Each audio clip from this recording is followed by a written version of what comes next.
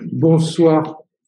Donc je dis à la fois bonsoir à ceux qui sont présents dans le local de l'école rue Huysmans et je dis bonsoir à ceux qui sont chez eux et qui utilisent le dispositif Zoom. Donc c'est la deuxième intervention et je vais continuer avec cette petite méthode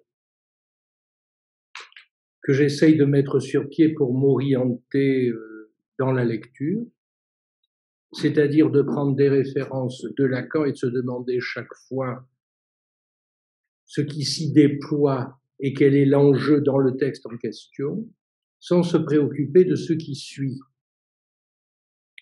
Par contre, en se préoccupant de ce qui précède.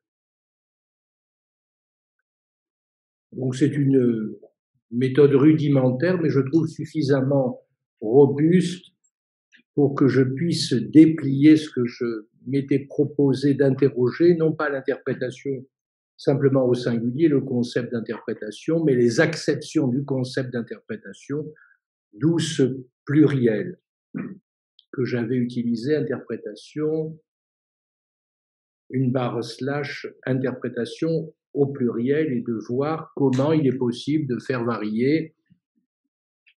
C'est la référence que j'ai à Canguilhem, comme beaucoup d'autres, mais c'est pour moi une boussole, à la fois faire varier le concept en intention et en extension. Donc la dernière fois, j'avais pris le séminaire 1 de Lacan, et en repérant ce que Lacan pouvait dire, à savoir ce que l'interprétation n'est pas, les impasses de l'interprétation telles qu'il pouvait les constater dans le champ analytique de la période. Vous vous rappelez, l'impasse, c'est que la relation duel analyste-analysé, comme il disait alors, est une relation duel court-circuitant l'histoire. La relation duel est fixée, et je vous rappelle la formule que j'avais reprise de Lacan, une interprétation d'égaux à égaux ou d'égal à égal, une interprétation dont le fondement et le mécanisme ne peuvent être distingués de celui de la projection. Par contre, l'histoire, elle fait surgir une autre dimension, je l'avais dépliée, ce qu'elle doit être, l'interprétation. Seule la perspective de l'histoire et de la reconnaissance permet de définir ce qui compte pour le sujet. Et vous vous rappelez, j'avais interrogé deux expressions de Lacan, réécrire l'histoire et reconstruction de l'histoire du sujet. En étant arrivé là, et je m'étais amusé aux critiques qu'on pourrait me faire, mais est-il bien utile de venir au local de l'école ou s'inscrire par Zoom pour entendre parler de l'interprétation dans le premier séminaire de Lacan? Ma réponse était oui. C'est-à-dire, ça a un intérêt, parce que ça serait trop facile d'imaginer que nous en avons fini dans les pratiques les plus quotidiennes avec ce moment. L'impasse est toujours présente, toujours possible. Alors aujourd'hui, j'ai pris un texte tiré du séminaire 5, et notamment des chapitres 25 et 24. Le 25 s'appelle La signification du phallus dans la cure, le chapitre 24, Transfert et suggestion, et où l'exemple clinique pour montrer les impasses de l'interprétation, c'est la névrose obsessionnelle. Je n'ai pas une passion particulière pour la névrose obsessionnelle. Il se trouve quand même qu'elle m'a tenu suffisamment de temps, cette névrose-là, pour que l'amour que j'ai pu lui porter s'est trouvé dûment interprété pour qu'il en soit autrement. Donc, dans ce texte, dans ces années-là, qui dit névrose obsessionnelle, dit Maurice Bouvet, et notamment son article de 1948 paru dans la Revue française de psychanalyse, titré Importance de l'aspect homosexuel du transfert dans le traitement de 4 cas de névrose obsessionnelle masculine. Et j'ai voulu relire dans la revue, justement, de l'époque, de retrouver la typographie, etc., rappelant les années 48 et la façon dont on présentait les articles. J'ai lu Bouvet il y a fort longtemps, comme tous ceux qui se sont intéressés à la névrose obsessionnelle et qui ont lu Lacan. J'avais un peu oublié, à vrai dire, mais on retrouve assez facilement un style d'interprétation.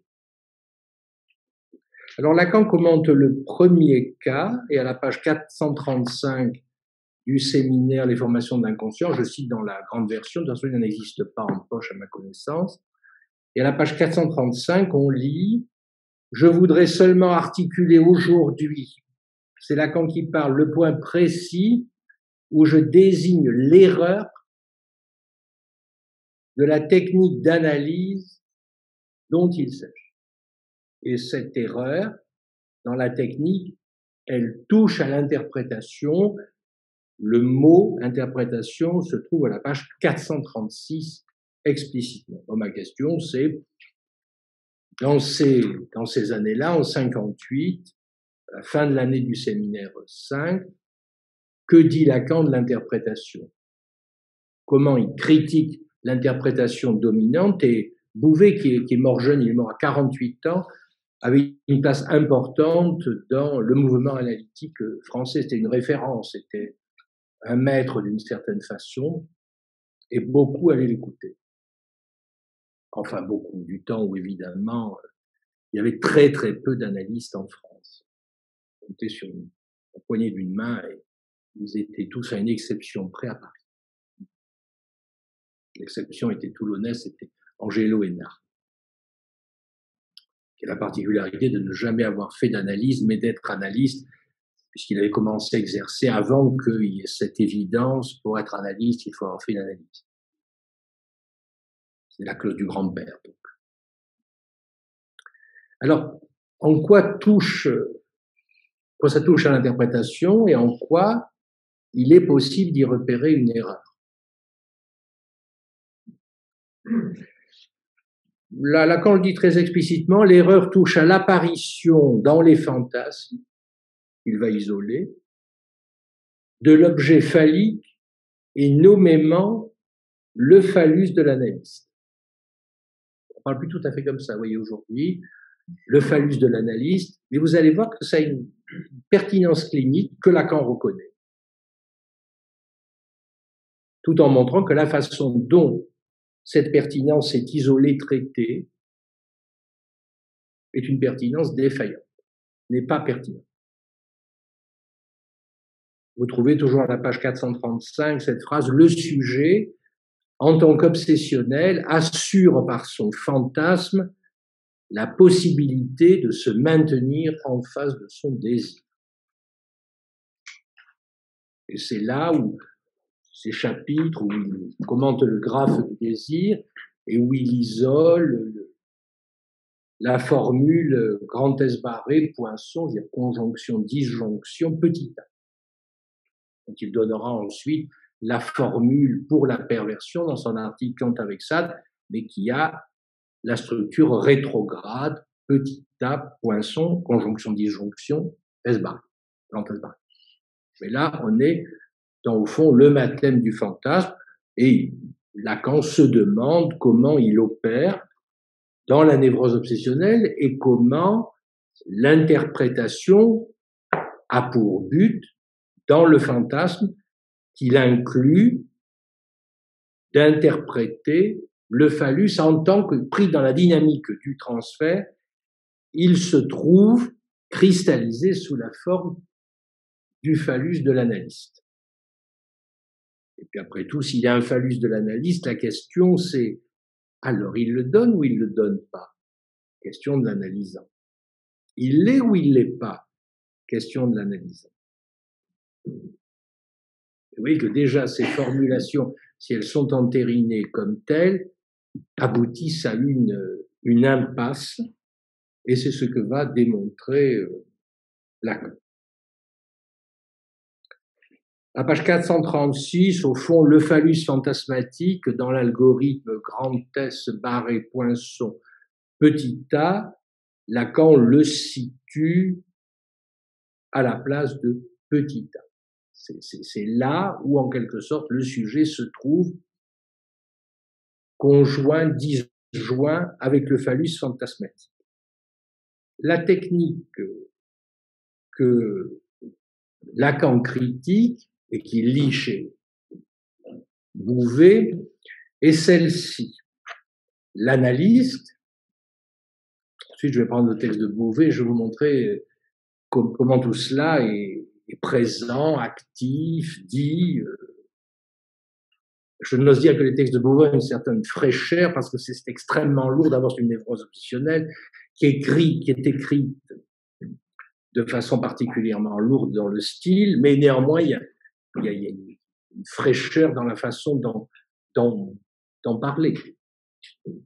L'analyste, dit Lacan, va se faire présent, insistant par ses interprétations pour que le sujet consente à communier, à avaler, à s'incorporer fantasmatiquement cet objet partiel. Donc, dit tel quel, vous voyez que c'est tout un enjeu de savoir effectivement comment, en quelque sorte, le phallus fantasmatique va pouvoir se cristalliser dans la cure elle-même et faire presque, par pression de l'analyse, que l'analysant s'en serve. Dans des cas d'hommes, mais vous verrez qu'il y a un autre texte que Lacan cite et qui là concerne une femme, dans la névrose obsessionnelle féminine. Alors, Lacan dit que la description qu'il vient de donner, et qui est la façon dont Bouvet procède, c'est une erreur. Et la question, c'est de se demander en quoi ça n'est une erreur. Alors, premièrement, page 436, elle fait passer sur le plan de l'identification suggestive, c'est-à-dire celui de la demande, ce qui est là mis en cause.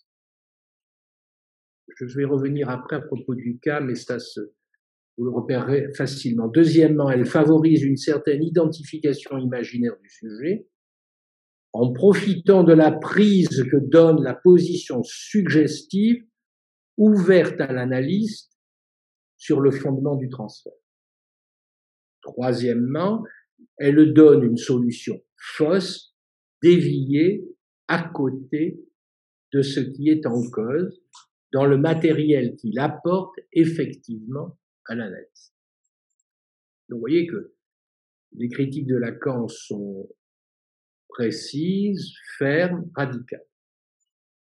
Et Bouvet, lui, construit toute une théorie de l'objet partiel, de la distance à l'objet et de l'introjection de l'objet.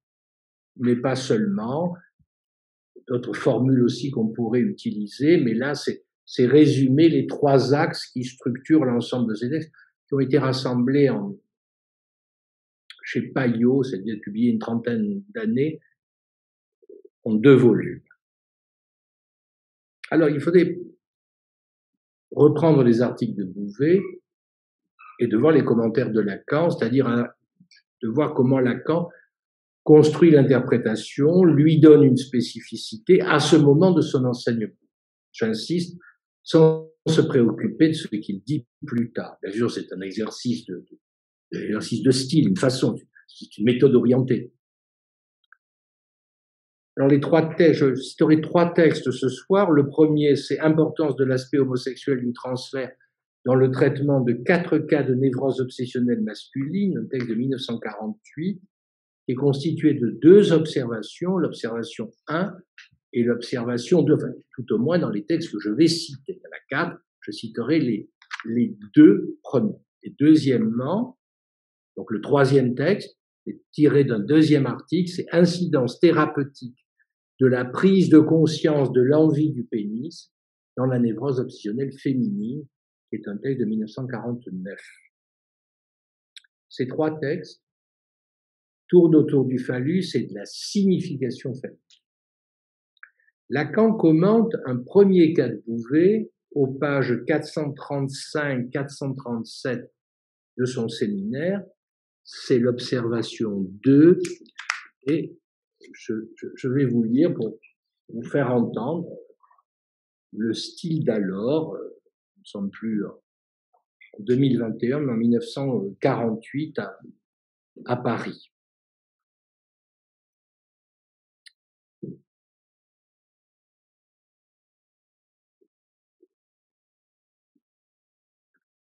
Alors l'observation 2, c'est M, est un ingénieur chimiste de 25 ans environ, jeune marié, qui vient nous consulter pour scrupule de responsabilité.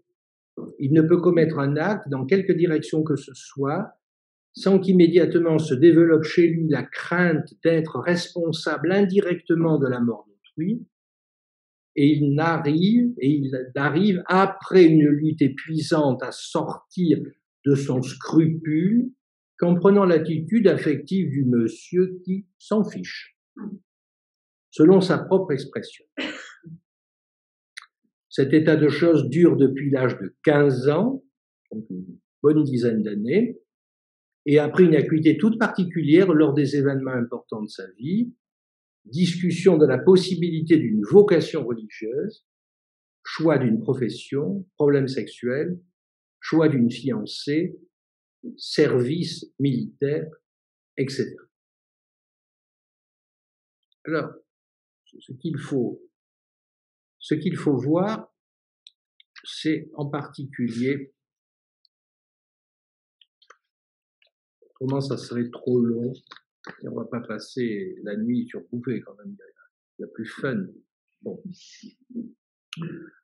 Donc, on va essayer de désobsessionnaliser ce type d'exposé qui porte sur la névrose obsessionnelle, redoublé par le fait que ça soit chez Bouvet. Donc, il y a un élément très précis que voici. Donc, à partir du cas de Bouvet, alors, pour ceux qui aiment les textes, les références, à la page 438 de la Revue française de psychanalyse, vous trouvez ça sur Internet, enfin, si vous vous abonnez à un site qui vous permet d'avoir des quantités d'ouvrages de psychiatrie ou de psychanalyse de cette époque-là. Que lit-on? Aux séances suivantes, le malade, le terme va bien parce que vraiment, il pas très bien ce monsieur. Le malade découvrit avec stupeur que sa mère n'était pas tout à fait hostile aux choses sexuelles, ce qu'il avait admis comme un postulat. Qu'en pratique, elle s'était maintes fois efforcée de le mettre en relation avec des jeunes filles, ce qu'il avait parfaitement oublié. Du même coup, il retrouva des images d'elle qu'il a lui montrées jeune et très séduisantes, alors qu'il affirmait en toute bonne foi qu'elle n'avait jamais eu aucun attrait. Ça, c'est vraiment un travail dans l'analyse, parce qu'au début, quand il parle de sa mère, pour être très précis, il dit qu'elle est sale et qu'elle sent la pisse. C'est des termes vraiment que l'obsessionnel connaît bien et qui constituent son univers, malgré la sophistication, le cas échéant, de la forme de sa vie, s'il devient un intellectuel, la beauté de ses textes. Vous avez un exemple de Lacan à propos d'un rêve de passe, dans la proposition, on voit comment un homme se constitue dans le jardin d'épandage des pensées du père. Donc, il découvre cela, il retrouve cela, en quelque sorte levé de l'amnésie infantile, et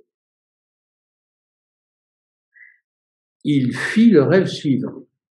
Dans un jardin, je vois la femme idéale et je lui fais la cour. Cette femme idéale, mais c'est ma mère. Un peu plus tard, il nous raconta qu'ayant minutieusement examiné sa femme, c'était l'époque où il ne savait pas comment il fallait faire, donc il s'observe devant le corps de l'autre. Il faisait une nouvelle découverte, c'est qu'elle était infiniment plus jolie qu'il ne l'avait jamais cru. Et que toute sa rancœur, si souvent évoquée à l'analyse, d'avoir épousé par névrose une femme déshéritée physiquement, était sans objet. Parfois, les femmes se demandent pourquoi certains hommes obstinés, dans certains cas, ne leur font pas des compliments. Et là, quelque part, vous avez, non pas la réponse, mais une réponse, c'est qu'ils la voient sale et dégoûtante et très laide.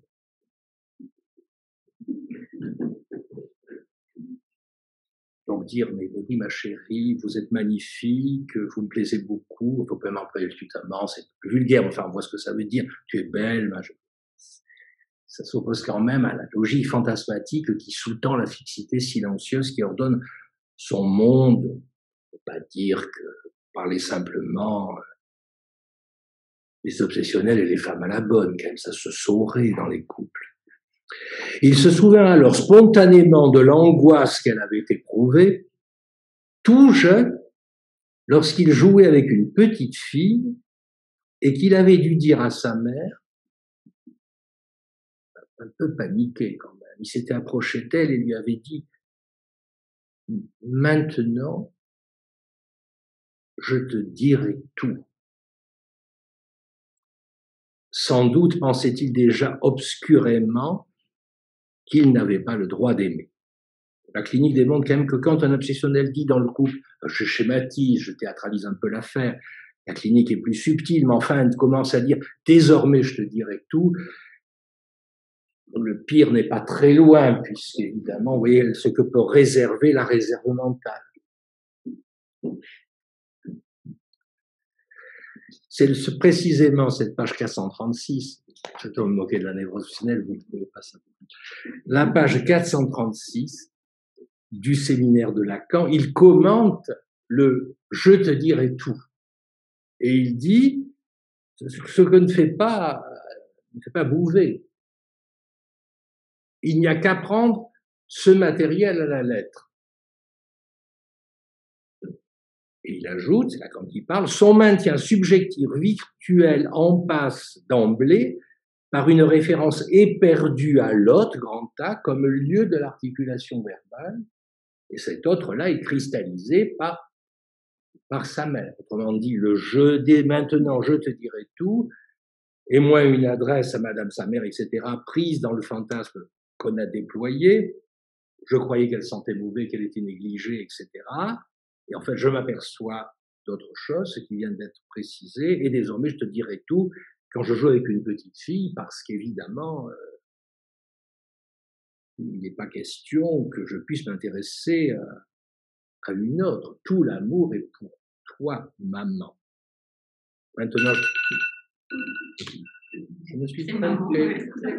Non, je me suis trompé d'heure pour faire l'exposé. On vous en déduira avec justesse que j'ai un inconscient. Donc,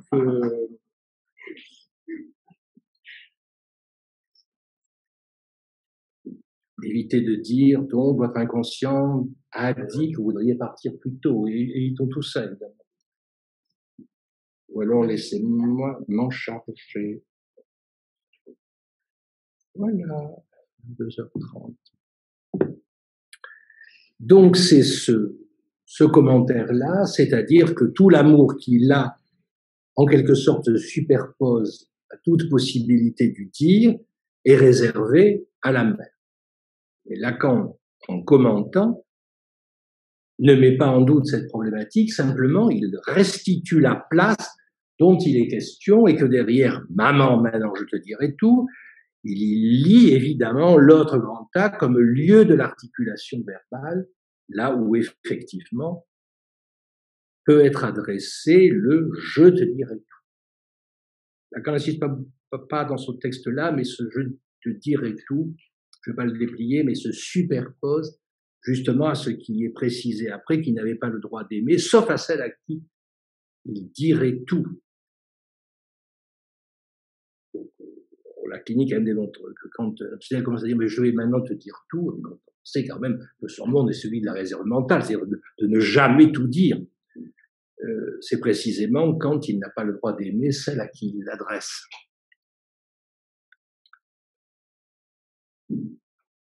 Lacan précise, c'est là que désormais le sujet va entièrement s'investir, c'est là son seul refuge possible devant la panique qu'il éprouve à l'approche de son désir, c'est déjà inscrit. Aujourd'hui, on commence à voir au ras du texte, je rajoute pratiquement rien, je théâtralise un peu pour que ce soit moins lourd. Déjà, je les ai fini ça avant même que je commence, quasiment. Il faut bien que je trouve un intérêt. C'est que, très précisément, c'est au moment où il approche son désir qu'il constitue l'autre interdit auquel il dira tout, à savoir qu'il ne peut pas désirer ailleurs et qu'il n'a pas le droit. Donc ce jeu que la clinique banale démontre chez l'obsessionnel qu'effectivement, à l'approche du désir, c'est plutôt la panique, mais généralement peut surgir un « je te dirai tout », qui ouvre la possibilité, par exemple, d'être un intellectuel. Je dirai tout, je comprendrai tout, et je te le dirai.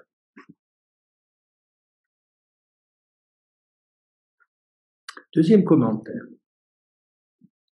C'est le commentaire de la page 435 de l'article de Bouvet.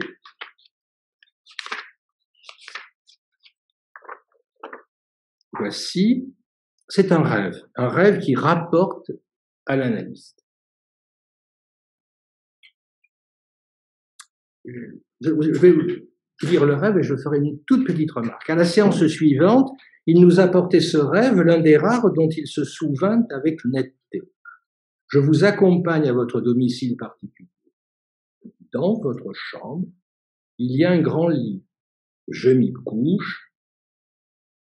Je suis extrêmement gêné. Il y a un bidet dans un coin de la chambre. Je suis heureux, quoique mal à l'aise.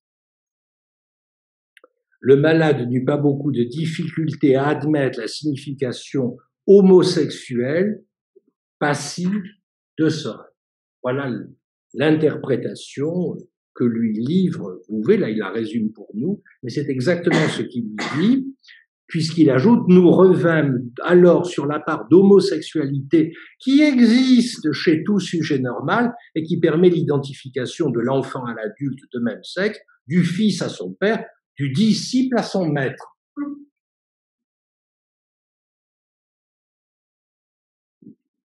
Si vous êtes obsessionnel, que vous entendez cette phrase, vous voyez qu'il y a une figure de destin quand même assez terrible à l'horizon. Le malade résista assez longtemps à cette interprétation, mais Bouvet a l'air quand même, il muscle sa présence, puis il accepta et nous livra avec plus de détails encore le matériel que nous avons condensé plus haut en définissant exactement son intimité avec son frère qui était devenu prêtre.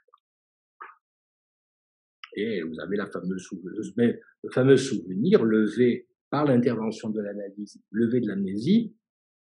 Un jour, mon frère se reposait dans sa chambre, j'y pénétrai pour prendre un livre. Dans son demi-sommeil, il m'attira vers lui et m'appela mon chéri, comme si j'étais une fille. J'eus alors une impression indéfinissable de honte et de plaisir. Oui, comme personne construit la névrose obsessionnelle ainsi. Je ne sais même pas si les obsessionnels apportent encore un pareil rêve. Il faudrait voir. En lisant tout cela, je me demandais si les obsessionnels que je reçois, c'est quand même longtemps que j'exerce la psychanalyse, avaient pu arriver à produire des rêves aussi secs, aussi crus. C'est rare, très rare. Mais là, il est posé en quelque sorte comme le trophée obtenu par l'analyste.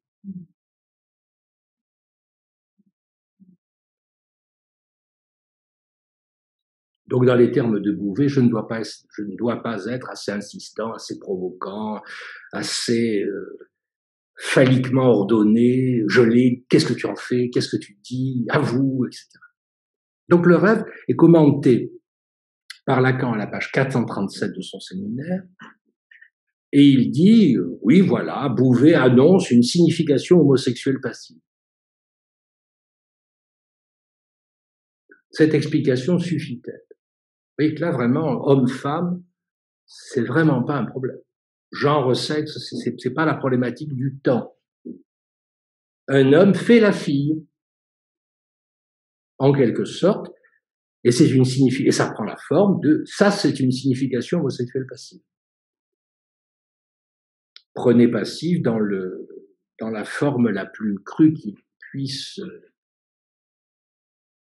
apparaître dans ce type de texte, c'est-à-dire recevoir le phallus de l'analyste. Réponse de Lacan, vous vous en doutez, page 437, non, ça ne suffit pas.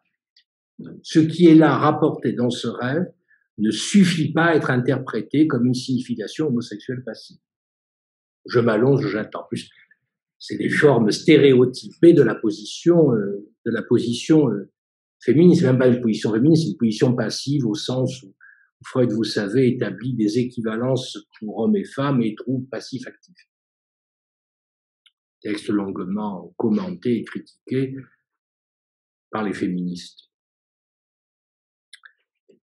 qui voient une définition d'homme-femme alors que ce sont des équivalences, mais peu importe. Donc, page 437 du texte de Lacan. Une chose est certaine, c'est que le sujet vient se mettre à la place de l'autre grand tas. Je suis à votre domicile, je suis couché dans votre lit. Et ce qui est intéressant, c'est que le même point bascule se fait à propos de ce rêve qu'à propos du souvenir rapporté, je te dirai tout. C'est-à-dire qu'autant pour Bouvet, la mer, c'est la mer dans sa matérialité même, celle que l'on sent, que l'on respire, qui sent mauvais ou qui peut être très belle. Alors que pour Lacan, vous vous rappelez, elle vient occuper la place de l'autre grand tas comme lieu de l'articulation verbale. La même chose est dit à propos de l'analyse, c'est moins l'analyse dans sa concrétude, il y a sa présence physique, son poids, sa lourdeur, son odeur, puisqu'également l'analysant trouve que l'analyste probablement se pisse dessus et ça se sent dans le cabinet, et qu'au fond, là, l'analyste est mis occupant cette place qui est celle de l'homme.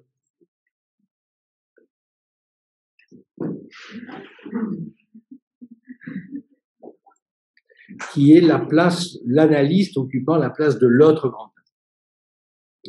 Autrement dit, rien ne prouve que la position d'homosexuel passif soit démontrée. Alors que, à lire Bouvet, cela s'impose au niveau des comportements, des attitudes. Se coucher dans un lit et attendre que l'analyste y vienne, en quelque sorte, ça signifie exactement ce que ça montre. Lacan ne le dit pas du tout. Par contre, dit-il, et là il bascule en quelque sorte l'image de l'homme allongé qui attend de recevoir le phallus de l'analyste, il dit par contre, en position tierce, c'est Lacan qui parle, dans un coin, je cite, quelque chose qui est pleinement articulé et auquel personne ne semble faire attention, alors que ce n'est pourtant pas là pour rien, c'est le bidet.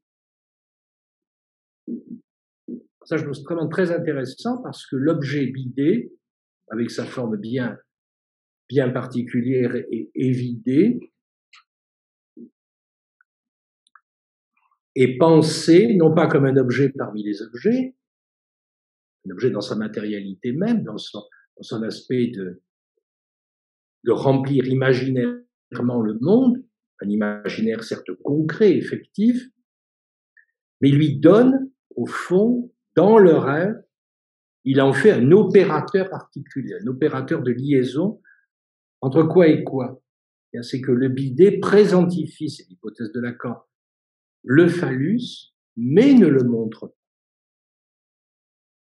Il vient là, on va dire presque le recueillir au moment des ablutions, mais là il s'agit du pénis, mais qui par justement le fait qu'il est représenté par ce qui le reçoit sans être montré, accède à la dimension du phallus, c'est-à-dire où le voile a tout son poids et tout son prix tel on peut l'admirer dans la Villa des Mystères à Pompéi, qui au moins quand j'y suis allé ne faisait pas partie du circuit touristique organisé, mais je me rappelle être descendu au fond de l'ancien village pour aller voir où il n'y avait personne, ce qui est reproduit sur la couverture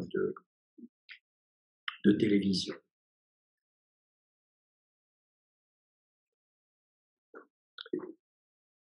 J'avais lu quelques commentaires qui étaient faits à l'occasion, qui sont des commentaires d'érudition, notamment celui de Paul Veyne, professeur d'histoire latine, et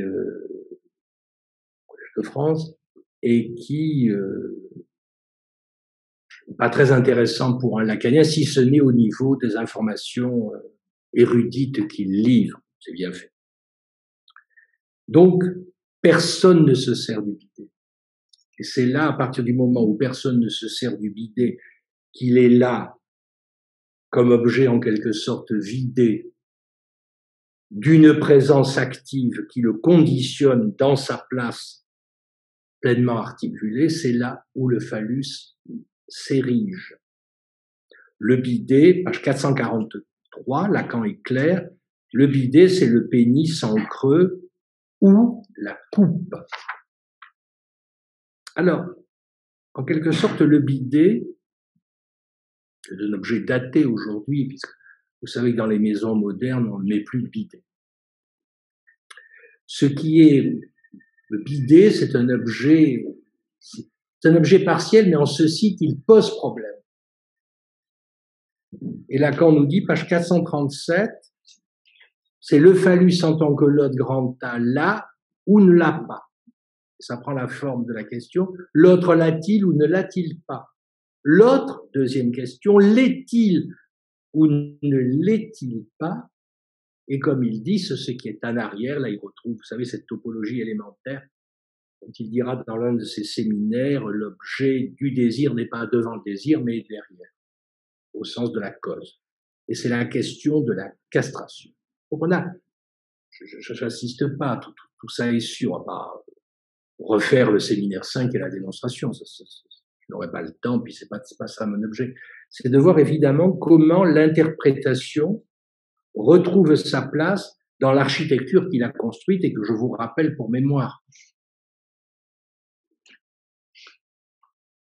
C'est-à-dire que l'interprétation chez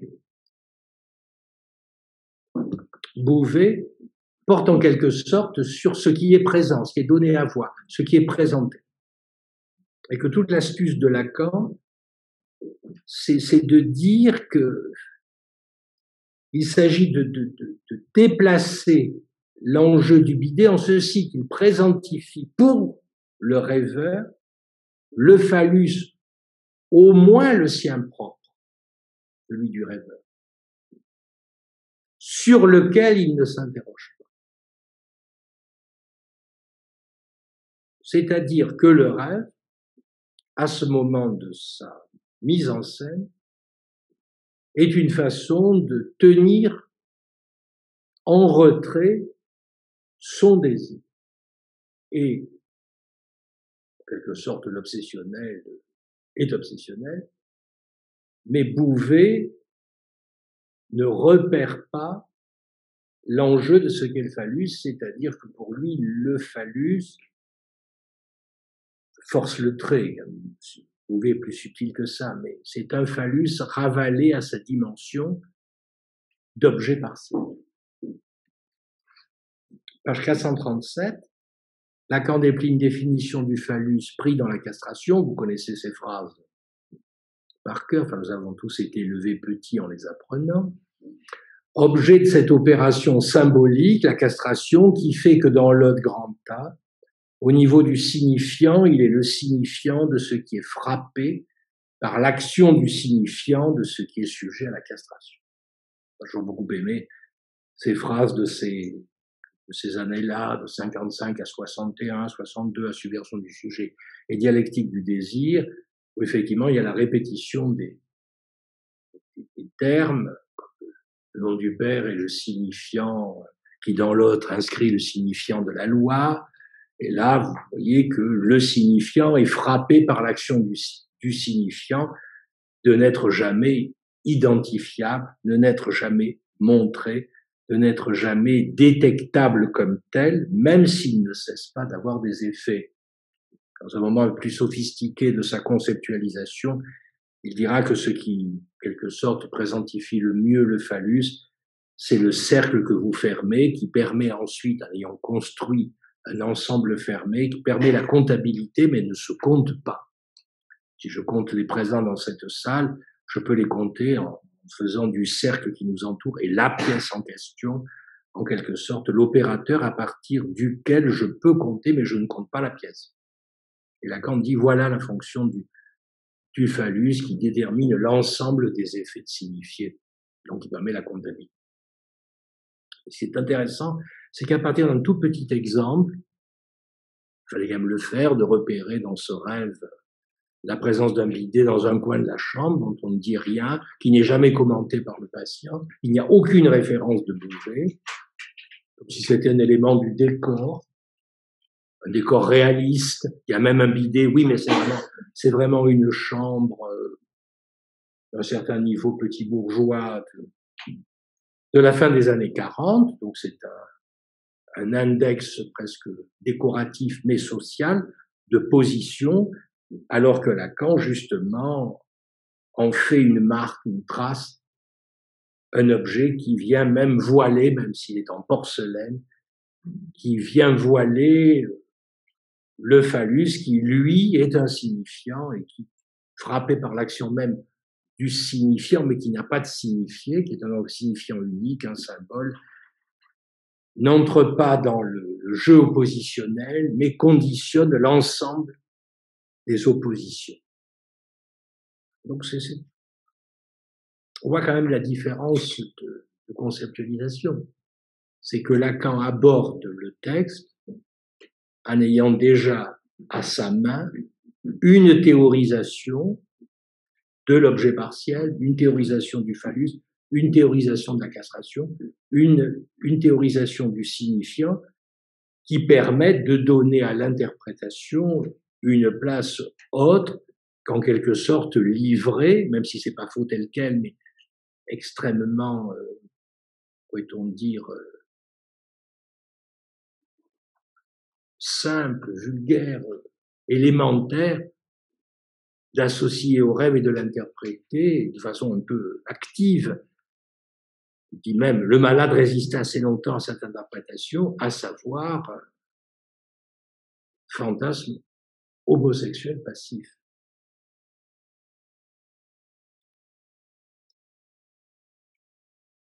Donc il interprète son désir en ces termes. La névrose, dit Lacan, se joue ici, à savoir l'acceptation ou non du complexe de castration, pour autant que celle-ci ne saurait être réalisée que dans sa fonction signifiante, alors que l'exemple de Bouvet ne cesse d'insister, en quelque sorte, sur le petit théâtre de boulevard. À la fois, il faut reconnaître l'intérêt des textes de Bouvet, parce que ce que je vous lis sur la névrose obsessionnelle issue des textes de Bouvet, c'est ce qu'on faisait de mieux. Il y a d'autres textes d'autres auteurs, on n'aime plus les lire aujourd'hui, ils tombent des mains, ils sont vraiment très mauvais. Là, c'est d'une qualité, mais on voit comment Lacan permet d'en démonter assez vite la pauvreté, au fond, la réduction au petit théâtre, des choses qui se montrent, qui sont là. Cette problématique, dit Lacan, est à la croisée des chemins, page 438.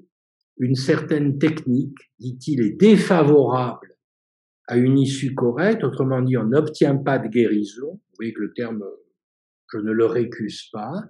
Un pareil obsessionnel, quand même, il s'agit, entre guillemets, qu'au moins des effets de guérison, des effets thérapeutiques, puissent se produire.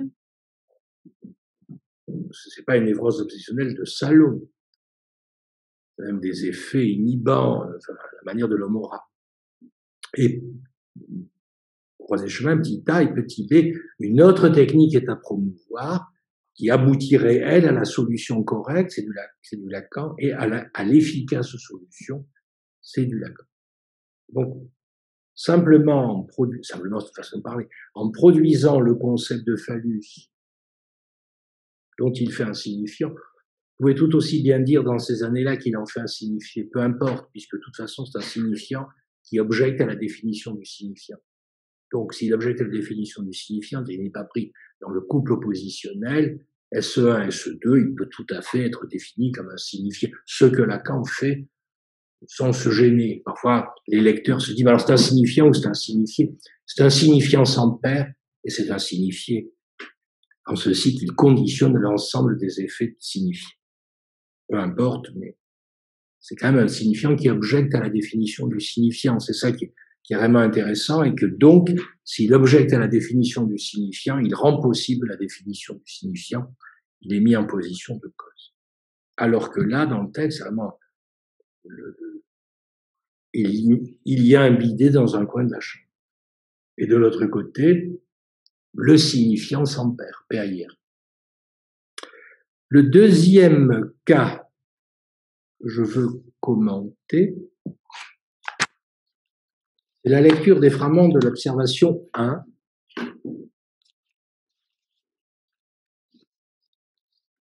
que voici et que Lacan va commenter à la page 444, et moi je vais commenter la page 425 de l'article de Bourget. L'observation 1, c'est J, est un jeune homme d'une trentaine d'années, officier d'active en disponibilité. Depuis sa captivité qui a duré quelques mois en 1940, car il a été libéré comme malade, il est incapable de tout travail. Il vient nous voir au début de 1945. Il est atteint d'une névrose obsessionnelle grave et extrêmement typique. Et ces obsessions sont de deux ordres. Un, obsession de contamination par des saletés, plus particulièrement par des poussières de sperme. Deux, obsession de mort, de blessure ou de maladie, crainte de la damnation. Il y a aussi un intérêt, mais je n'en parlerai pas dans l'exposé, c'est que les cas présentés sont des cas de névrose obsessionnelle. Et c'est pas sûr qu'aujourd'hui, à supposer qu'un patient boutandiste nous apporterait ce type de propos, nous ayons cette classification nosographique aussi rapide. Je vois très bien que pour certains, peut-être même pour moi, évidemment, on se demanderait, n'est-ce pas une psychose ordinaire, inattendue? Il faudrait le faire, bien sûr, mais je crois que ces névroses obsessionnelles sont moins présentes, moins actives, mais pourtant elles nous permettent là d'avoir des critères, et Lacan n'en démord pas, de névroses obsessionnelles. Il n'y a pas de doute. Donc la page 425 de l'article de Bouvet, naturellement de la mère également est un objet de répulsion et d'amour indirect. Et comme évidemment, selon la thèse freudienne, l'amour des femmes chez l'obsessionnel s'étaye sur l'amour maternel, les femmes sont à la fois aimées et détestées. Elles sont admirablement belles et elles sentent la pisse en même temps. Donc, je vous lis quand même, ça c'est la névrose obsessionnelle à son intérêt. Page 421 de l'article. Certaines femmes, disait-il, c'est le malade qui parle, porteraient un appareil génital spécial destiné à favoriser le coït en permettant l'introduction in vagino non seulement de la verge, mais encore des bourses. Vous doutez bien de la suite. Ne croyez-vous pas, demande-t-il à Bouvet, que cela existe et que lorsque l'appareil se détraque, l'on puisse perdre la totalité de ses organes génitaux. Les formes classiques de la crainte obsessionnelle. C'est sûr qu'ensuite, au moment de l'acte, c'est un peu compliqué, voilà. Quel qu'il soit.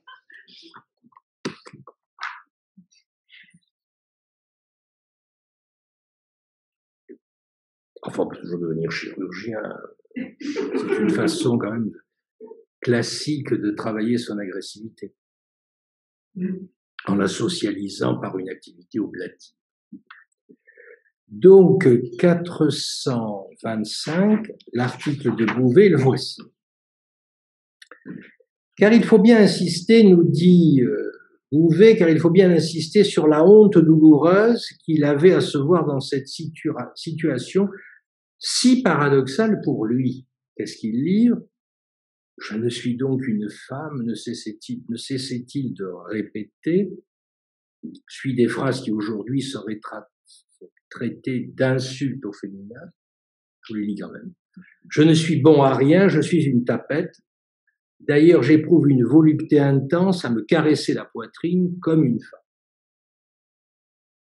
Voilà ce qu'il amène. Oui, c'est lui. Il y a des patients qui, quand même, mènent des propos lourds. Des séances qui durent 50 minutes. Mais il y a vraiment ça qui est proposé. Ce qui est très intéressant, c'est la façon dont Bouvet se débrouille pour interpréter, au fond. Lacan nous dit, il emploie le terme, c'est quand même plutôt de l'endoctrinement. Phrase que parfois on a reproché aussi à Freud à propos de l'homorat. Donc, que dit Bouvet? Il dit, c'est sa modalité d'interpréter. C'est pas interpréter avec l'équivoque, c'est interpréter de façon à la virile, pourrait-on dire. Nous fîmes donc allusion au fait que s'il existe entre hommes des relations affectueuses, que l'on désigne par le nom d'amitié, et dont personne ne se sent humilié, ces relations prennent toujours un certain caractère de passivité pour l'un des partenaires, quand celui-ci se trouve dans la nécessité de recevoir de l'autre un enseignement, des directives ou certains encouragements. Nous eûmes à ce moment difficile l'idée d'user d'une analogie. C'est difficile pour le patient, qui se voit identifié à une femme et qui, en quelque sorte, entrait dans un profond désespoir en disant « je suis une tapette ». Donc, on a un Bouvet qui veut en quelque sorte faire cesser l'angoisse. Il dit « nous eûmes à ce moment difficile pour le patient l'idée d'user d'une analogie qui pouvait être sentie des planeaux par cet ancien officier. Pourquoi les hommes au combat se font-ils tuer pour un chef qu'ils aiment, si ce n'est justement parce qu'ils acceptent avec une absence absolue de résistance, c'est-à-dire avec une totale passivité, ses consignes et ses ordres. Ainsi, ils éprouvent si bien les sentiments et les pensées du chef qu'ils s'identifient avec lui et font le sacrifice de leur vie comme il le ferait lui-même s'il se trouvait en leur lieu et place. Ils ne peuvent agir ainsi que parce qu'ils aiment passivement leur chef. Cette remarque ne fit pas disparaître immédiatement toute retenue chez J, mais elle lui permit de continuer à se montrer objectif alors qu'il allait revivre avec nous d'autres situations homosexuelles, plus précises celles-là. Voilà, c'est le type d'analyse auquel on est affronté. Commentaire de Lacan à la page 444. La situation de transfert devenait de plus en plus précise, franchement homosexuelle, et qu'il fallut insister pour vaincre certains silences. Comme vous ne pouvez pas arrêter la séance avant que le chronomètre soit arrivé à l'heure dite, il faut profiter des silences pour les forcer. Qu'en tire Lacan?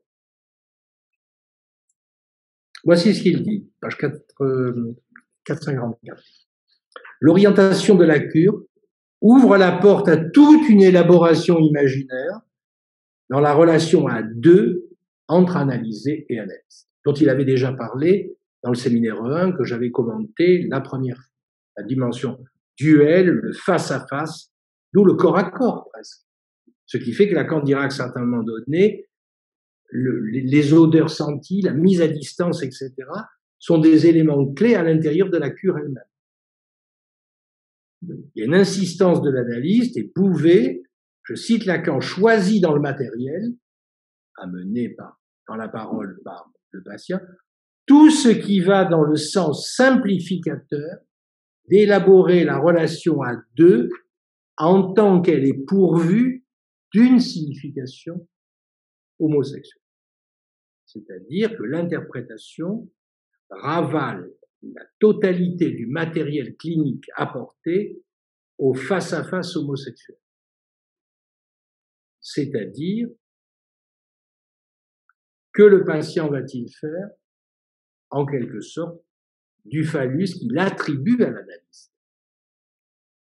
Page 445, une intervention dont le caractère significatif, compréhensionnel, persuasif et manifeste, qui induit le sujet à vivre la situation analytique comme une simple relation à deux dans le cabinet. Et ça se pose en ces termes. Qui a le phallus? Si c'est l'analyste qui l'a, qu'est-ce qu'il fait? Et que fait le patient? Est-ce qu'il se met en position d'assujettissement passif à la loi phallique présentifiée par l'analyste? Autrement dit, est-ce qu'il fait la fille? Ce qui est pour lui un point d'horreur. Je ne suis pas une femme, je ne suis pas une tapette, mais la position que j'occupe, c'est celle de la tapette, etc., un mot dépréciatif, lié à l'époque. Aujourd'hui, ce sont des termes, je dis ici parce que c'est un séminaire de recherche, ça ne peut pas être dit à l'extérieur, ça serait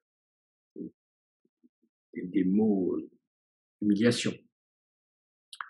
Et donc, ça se réduit à l'enjeu duel. Il n'y a pas ce tiers-terme. Il n'y a pas ce tiers-terme parce qu'il n'y a qu'une théorie de l'objet partiel pris dans la dualité qui donne, qui prend. Ou qui donne et qui ne prend pas. C'est-à-dire la demande, qui n'est même pas pensée comme une demande d'amour, qui est pensée comme une demande à l'autre avec tous les processus de forçage sur le modèle de la régression anale freudienne. Ou reprise par Karl Abraham avec des objets partiels, etc. Autrement dit, cette intervention de Bouvet, elle s'apparente à la suggestion. Et c'est pour ça que le chapitre, vous vous rappelez, 24 s'appelle transfert et suggestion. Enfin, c'est le terme que Jacques-Alain Miller à juste titre a trouvé pour faire entendre ce dont il s'agit. S'apparente à la suggestion, ne serait-ce du seul fait qu'elle choisit une signification sur laquelle elle revient à 3 reprises. C'est-à-dire, par 3 fois, Bouvet interprète situation à 2 en termes de rapport homosexuel. C'est un imaginaire homosexuel où le phallus est réduit à un objet partiel imaginaire. Et Lacan précise que Bouvet ne distingue pas suffisamment pour pouvoir interpréter de façon correcte. Il ne distingue pas, premièrement, l'homosexualité sous-jacente aux rapports sociaux. Deuxièmement, il ne distingue pas cette homosexualité-là, généralisée, si vous voulez, dont les formes les plus idéalisées relèvent de la Grèce antique. Et il ne distingue pas cette homosexualité-là, en quelque sorte socialisée, de la pulsion homosexuelle, c'est-à-dire du choix érotique du même sexe. Et à force de se contenter des attitudes, des comportements, des identifications, je suis une femme, je suis une tapette, etc., il en oublie justement le choix érotique inconscient du même sexe et la pulsion homosexuelle à l'œuvre.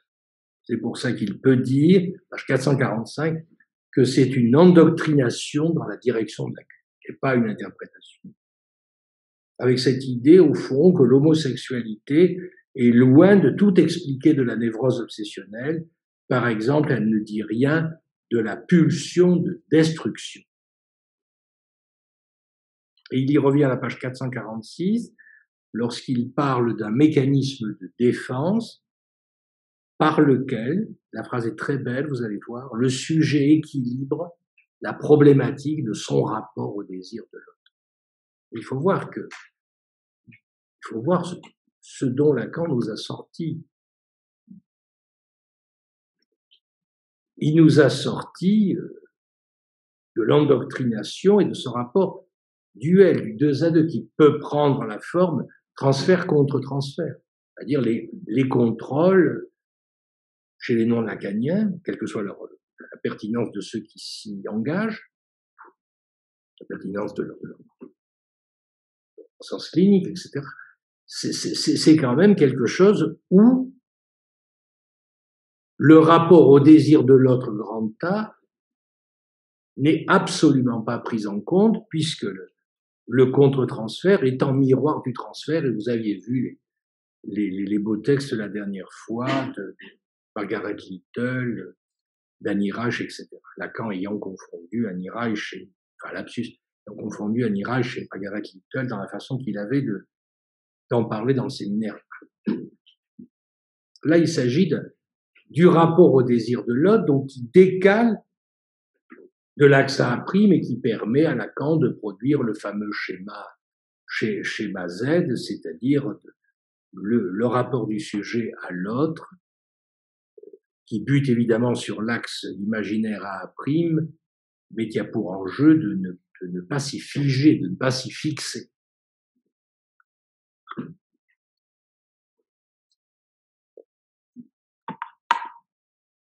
Autrement dit, il y a une identification à l'autre grand A, mais qui, dans le cas de Bouvet, et se réduit à l'autre imaginaire petit a. Page 447, production forcée du rapport A petit a par la réduction à la demande, induite par cette façon de diriger l'analyse. Autrement dit, on pourrait conclure, on pourrait résumer, ça ouvre une porte, qui est la substitution de la logique de la demande à la causalité du désir.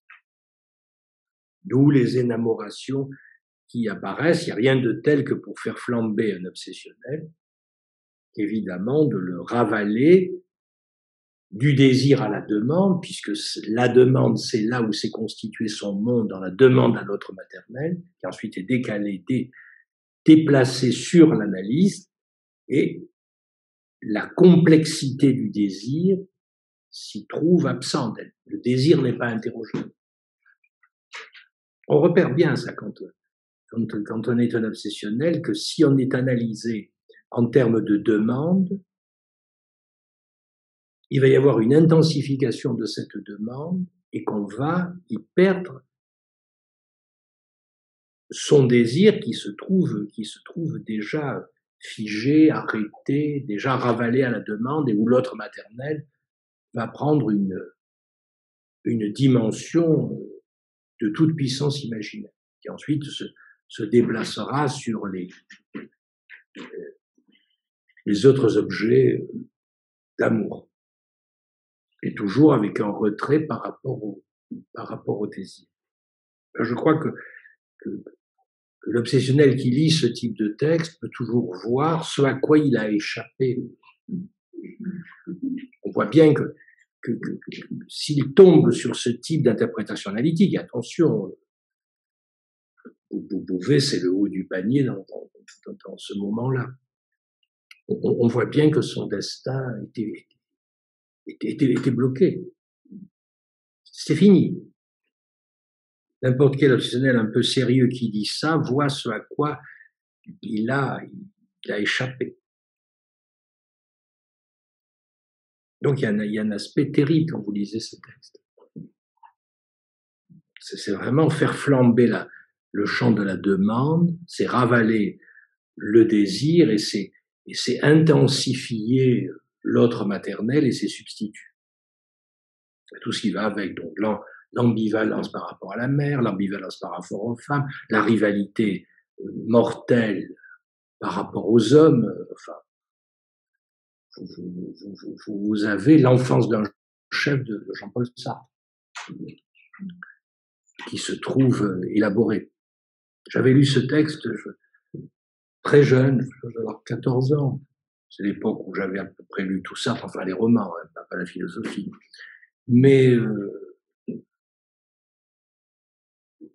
après avoir lu L'enfance d'un chef, je rêvais de situations, enfin, au pluriel, qui sont d'autres textes où effectivement la dimension de l'acte était appelée, mais je me demandais jours où on pouvait passer de l'enfance d'un chef à la possibilité de l'acte. Le monde de Sartrien est assez terrible quand on le lit et qu'ensuite on lit Le diable et le bon Dieu, on se dit c'est l'enfermement de l'obsessionnel lorsqu'il lit des textes qui sont sans issue par rapport à l'obsession. Donc si l'obsessionnel n'est pas tout à fait idiot, il repère qu'il n'y a pas d'issue, c'est l'enfermement à vie. Donc le grand S barré Poinçon conjonction disjonction petit a est réduit à la demande. Page 442 chez Lacan, la problématique du désir, c'est autre chose, et là vous retrouvez les formules que vous connaissez si bien, qu'on connaît si bien. Le désir de l'homme est toujours pour lui à rechercher au lieu de l'autre grand A en tant que lieu de la parole, ce qui fait que le désir est un désir structuré dans ce lieu de l'autre. Là, il n'y a pas d'autre. Vous voyez quand même quelque part, Bouvet empêche la dimension de l'autre grand A pour réduire à la dualité du petit a, puisqu'il se fait en quelque sorte l'alter ego qui lui va tenir le coup et qui aurait résolu cet enjeu. Donc c'est cette idée, l'analyste a résolu et c'est un autre moi-même, et donc c'est toujours une fin, soit par l'objet oblatif, soit par l'identification, soit par la soumission homosexuelle. C'était déjà l'impasse freudienne, dans analyse infinie, indéfinie, selon comment on traduit, et où effectivement on tombe sur cette soumission à l'autre. Vous connaissez aussi ces phrases, c'est ce qui le fait sujet à la dialectique et aux formations de l'inconscient articulées dans l'analyse. Et cette très belle phrase, il n'y aurait pas l'analyse s'il n'y avait pas cette situation fondamentale du tiers de l'autre grand A. Ce qui, quand même, appliqué au cas de Bouvet, c'est il n'y a pas d'analyse parce qu'il n'y a pas de grand A. Dernier texte. Une femme. Donc c'est le texte de 49 qui est plus long.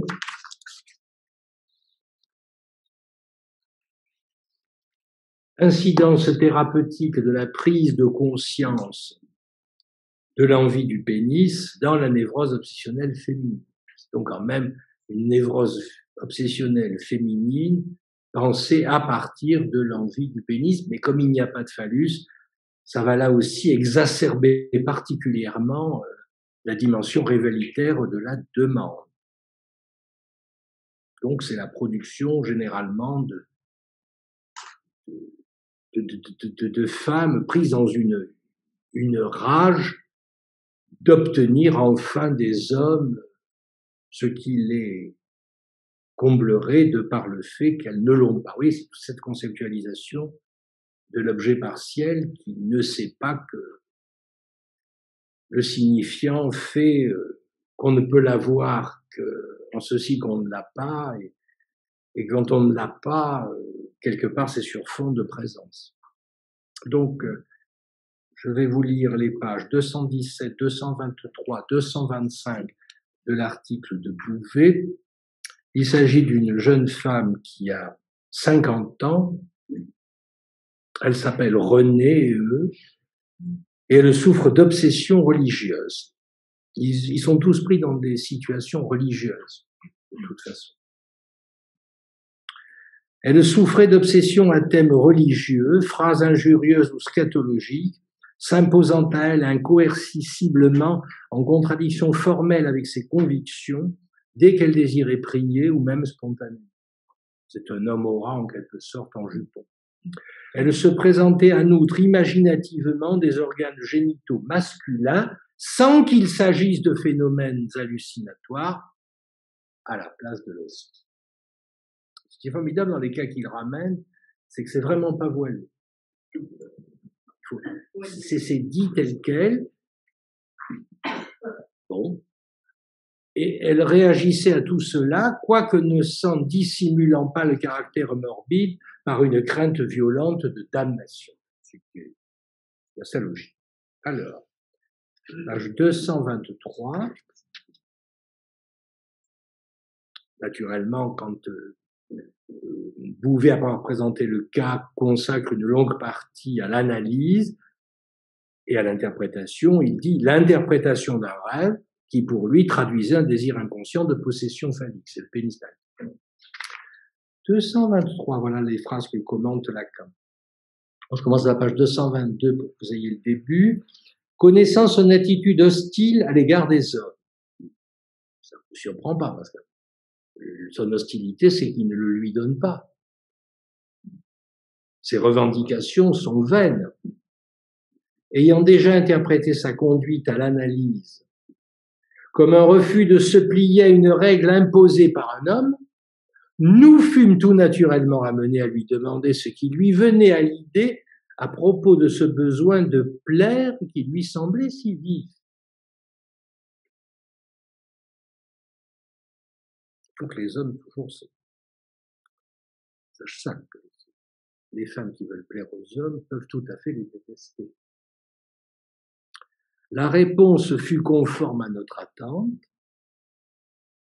J'adore la phrase qui suit.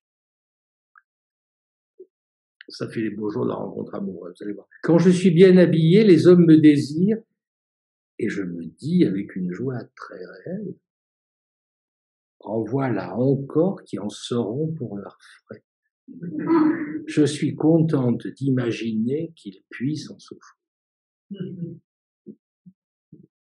Ainsi, ses préoccupations vestimentaires n'étaient-elles qu'un des multiples aspects de sa haine de l'homme. Et ensuite, elle fait un rêve où elle rêve de chaussures choisies très pointues, très belles mais très pointues, et elle injurie la mère, le chef de service dans un hôpital jusqu'à ce qu'elle trouve les chaussures pointues.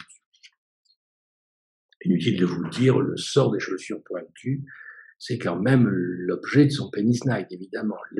Les chaussures pointues sont des emblèmes phalliques. Et donc, il interprète, page 224, un désir de possession phallique, le pied bien chaussé, étant représentatif du phallus puissant. Et le phallus, il est chez l'homme. Donc, elle prend les chaussures qui auraient dû lui être données.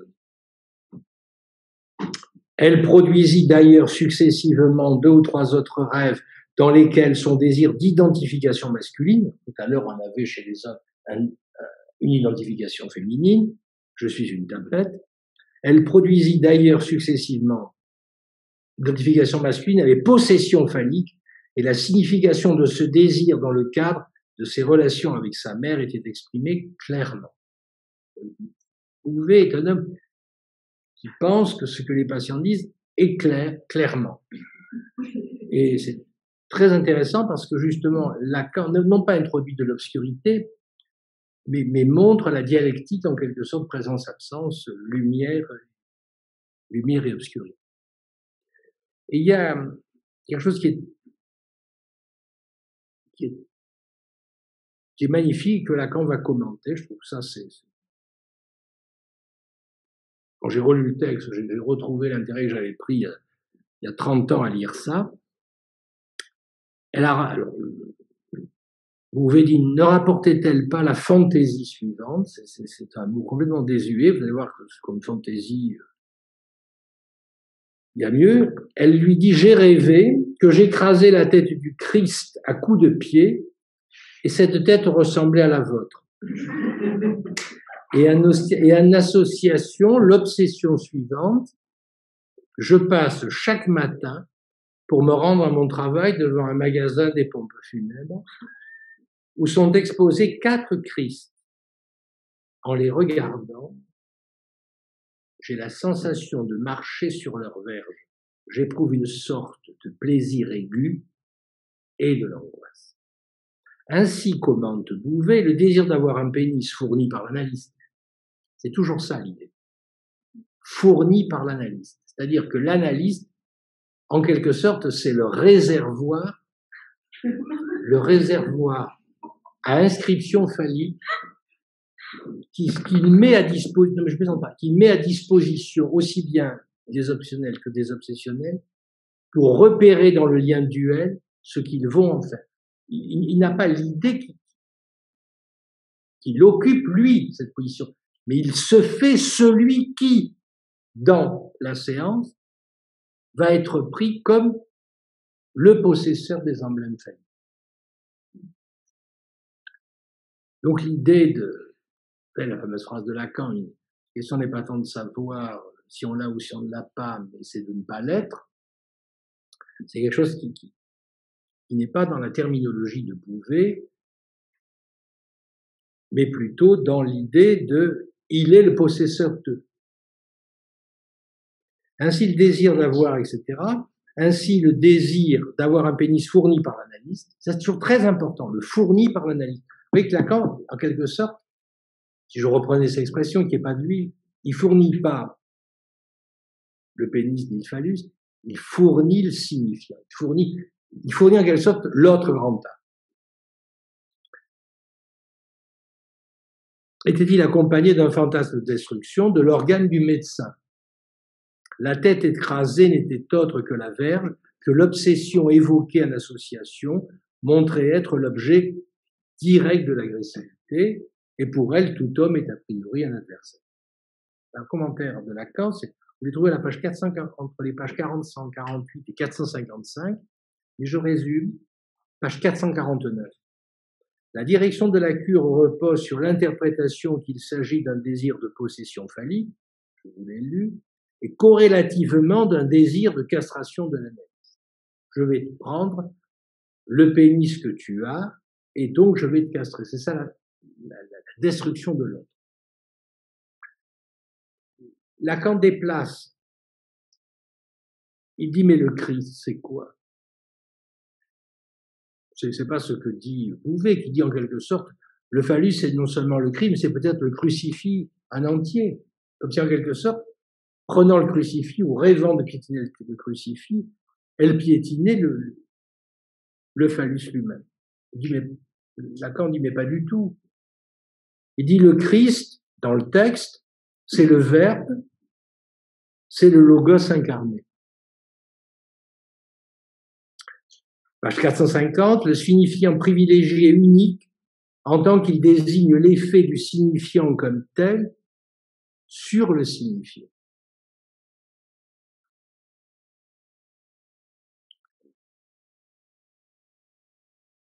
Alors c'est très intéressant parce que dire que le Christ c'est le Verbe et le Logos incarné, et j'avais présenté ça aux journées là dans les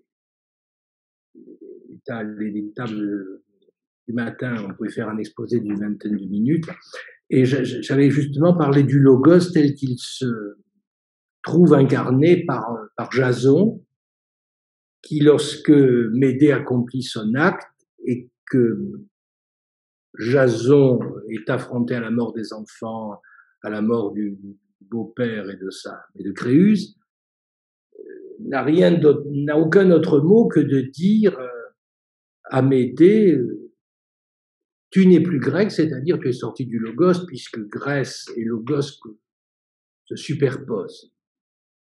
La langue grecque, c'est le Logos, et ce qui n'est pas la langue grecque, vous savez, c'est les borborines, c'est le blablabla, c'est le barbare.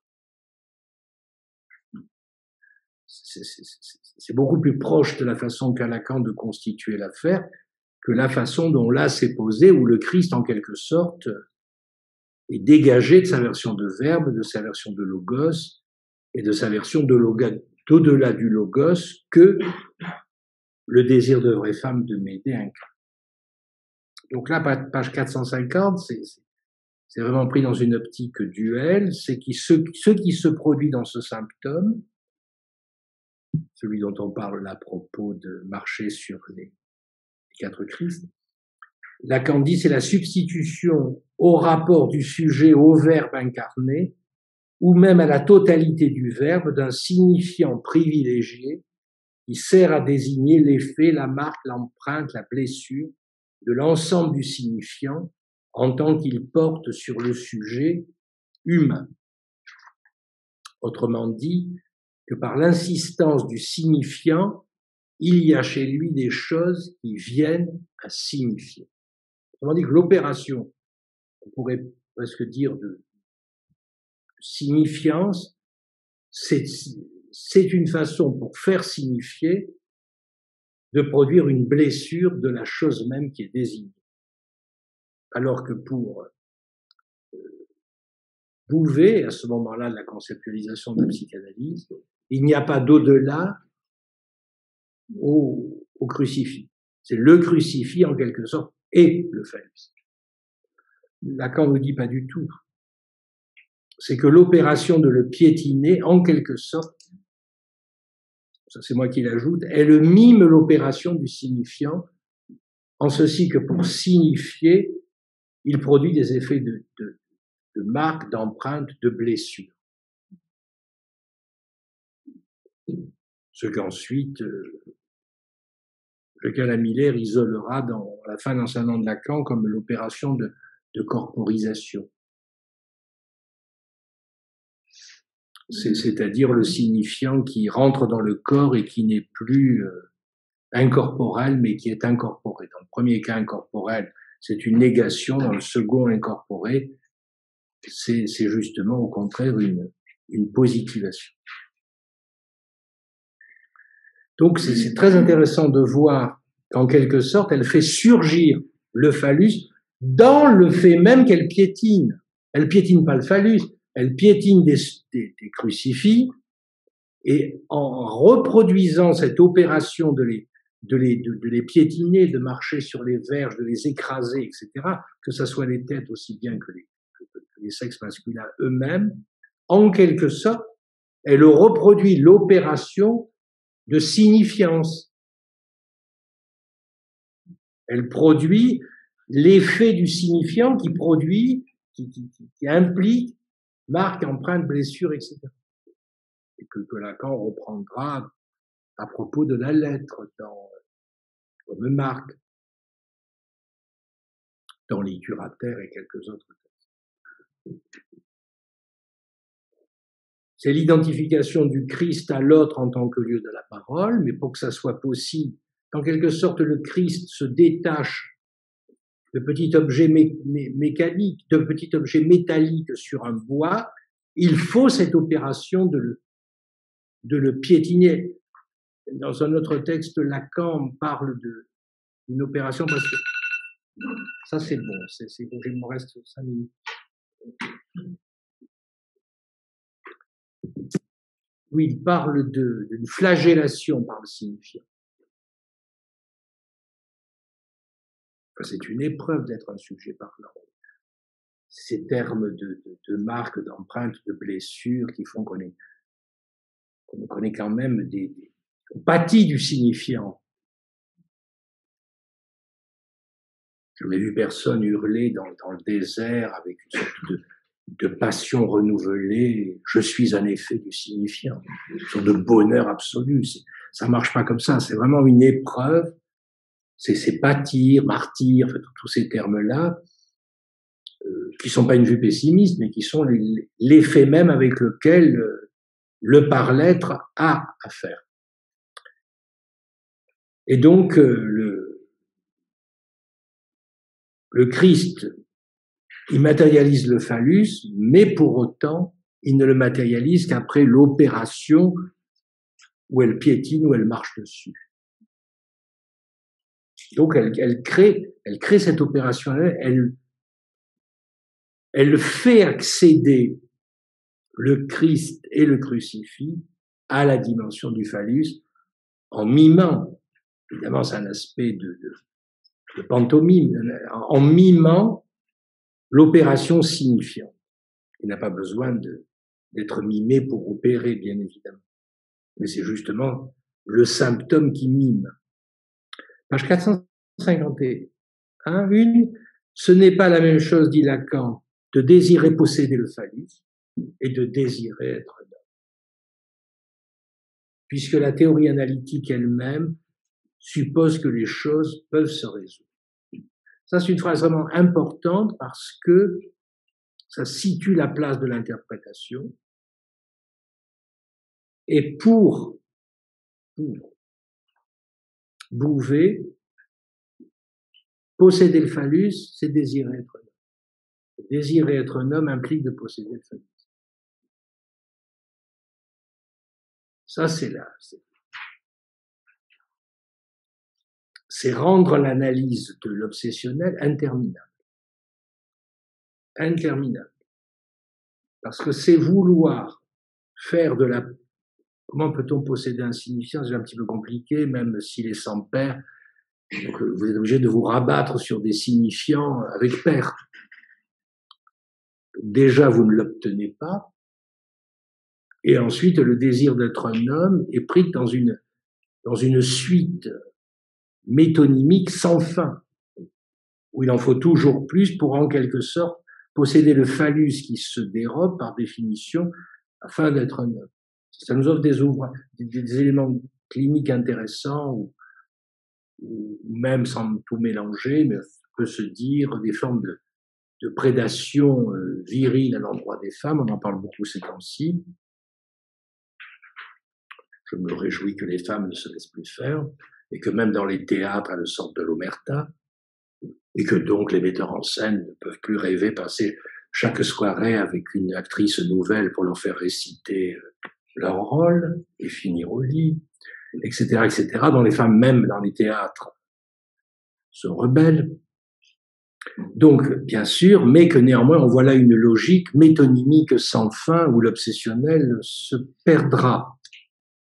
Bien sûr, désirer posséder le phallus, désirer être un homme, ce n'est pas la même chose, c'est même l'enjeu de la cure d'un obsessionnel qui confond par définition les deux, il fait une erreur. Page 452, le phallus entend qu'il est par lui-même le signifiant de l'effet du désir dans la vie d'un sujet, c'est-à-dire qu'il s'y manifeste sous forme d'un manque. Alors je termine. Vous voyez qu'on a à peu près, c'est très modeste ce que je fais, on a à peu près vu à quel moment Lacan reprenait le concept d'interprétation.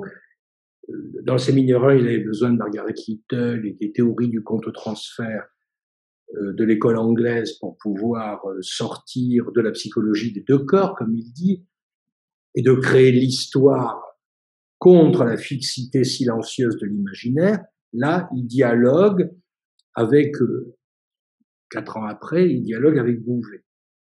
Complexe de castration, l'homme ne peut avoir le phallus que sur le fond de ceci qu'il ne l'a pas, et que la même chose exactement se présente chez la femme, à savoir qu'elle n'a pas le phallus sur le fond de ceci, c'est qu'elle l'a. Autrement, comment pourrait-elle être rendue enragée par ce pénis-naï irréductible? Freud ne voit pas la solution. Et donc, parlant de Bouvet, Lacan ne peut pas oublier que Freud n'a pas pu voir cette solution, page 453, que lui formule la solution. Là aussi, vous connaissez les textes, mais il faut bien que je termine l'emboîtement.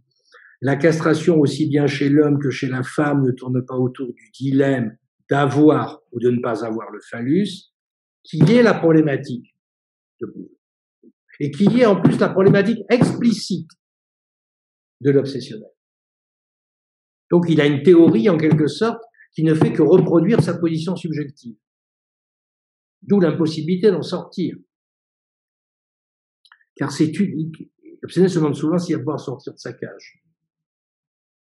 Parfois les femmes lui demandent « Est-ce que tu veux bien sortir de ta cage ?» Il dit « Mais oui, Ou bien alors ils ajoutent, mais oui, tu peux venir, elles disent, elles sont contentes, et puis elles disent, mais où tu es, tu n'y es plus. Ah oui, il a changé de case, et de cage en même temps. Bon, on le sait tout ça, on constate. Ça a pu même faire à certains moments l'histoire de nos vies. Car nous ne sommes pas analysés à la naissance, quand même. Bon, donc, il n'en demeure pas moins que c'est une position avec une théorie qui dit exactement la même chose que le fantasme que l'on a. Donc, c'est d'avoir ou de ne pas avoir le phallus, car c'est uniquement à partir du moment où le sujet s'aperçoit que s'il y a une chose qui, en tout cas, est à reconnaître, c'est qu'il ne l'est pas, processus de désidentification, je l'ajoute, qu'il ne l'est pas le phallus, qu'il peut normaliser sa position naturelle, c'est-à-dire d'être homme ou femme, et que ou bien il l'a ou bien il ne l'a pas. Et que c'est parce qu'il y a une désidentification à l'être qu'effectivement il peut l'avoir ou ne pas l'avoir. C'est la même chose que la petite phrase que, avant de venir ici, je travaille dans un cartel avec des collègues de Paris, la troisième, et où effectivement il y a une phrase que Lacan distingue en être ou bien l'être, l'apostrophe, l'accent circonflexe TRE, c'est la même chose. Pour un être, il faut ne pas l'être. Et ensuite, un être, l'avoir ou pas, j'allais dire, c'est secondaire par rapport à la désidentification de l'être. Lacan continue, résoudre l'impasse imaginaire engendrée par la fonction que l'image du phallus vient à prendre au niveau du plan signifiant, c'est-à-dire qu'il maintient sa définition du phallus comme signifiant. L'erreur de Bouvet, il faut conclure ainsi, l'erreur de Bouvet, qui n'est pas, j'insiste, n'importe qui, dans ses interprétations et donc la conduite de la cure. L'erreur, elle est nommée page 454, puis ensuite page 455, de façon résumée, page 454. La cure est tout entière conçue comme le fait que l'analyste donne fantasmatiquement le phallus, consent à un désir de possession phallique. La preuve de l'impasse, la patiente garde ses obsessions, mais sans angoisse. Page 455, croire que la patiente veut être un homme est ignorer ce qu'est le phallus, soit le signifiant du désir, et que c'est parce qu'on s'en désidentifie qu'il est possible qu'il circule sous forme avoir, ne pas l'avoir.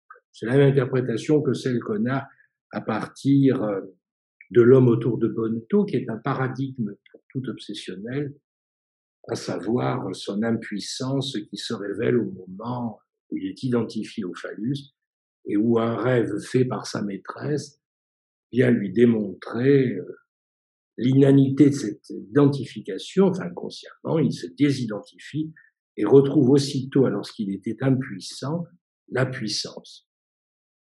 Et que si on l'est, qu'on l'a ou qu'on ne l'a pas ne change rien à l'affaire, c'est l'impuissance au rendez-vous et la mort du désir. Voilà, 1958.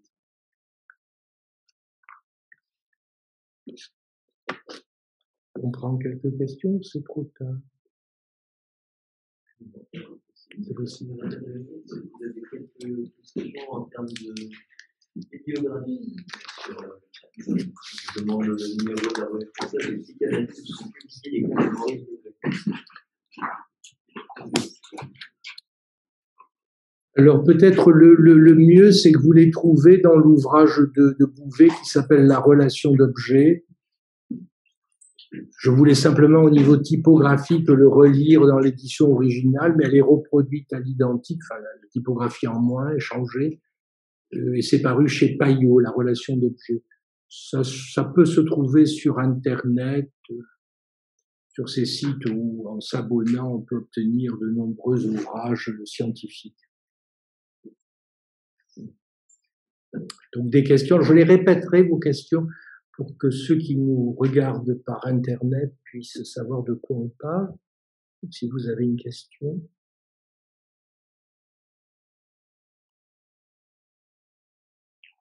Juste une observation.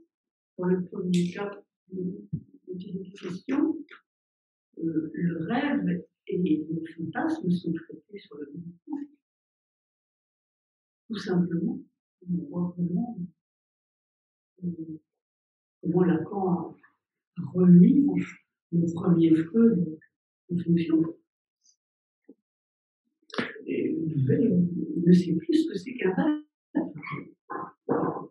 Au sens de l'interprétation des rêves. Oui, là, la question qui est posée par Nathalie Georges-Lambrich, c'est la confusion qu'il y a dans le texte de Bouvet entre un rêve et un fantasme, et qu'il y aurait un oubli de l'interprétation des rêves selon Freud. Ça me paraît tout à fait juste. Et au fond, en faisant cet exposé, en rappelant ces textes, ça me paraît encore plus nettement que quand je l'écrivais. Ce qui me paraît plus net, c'est comment Lacan est arrivé à sortir de quelque chose qui est vraiment une impasse. Alors que Bouvet n'est pas sans repérer le matériel analytique. J'insiste beaucoup. Pas l'imbécile du coin.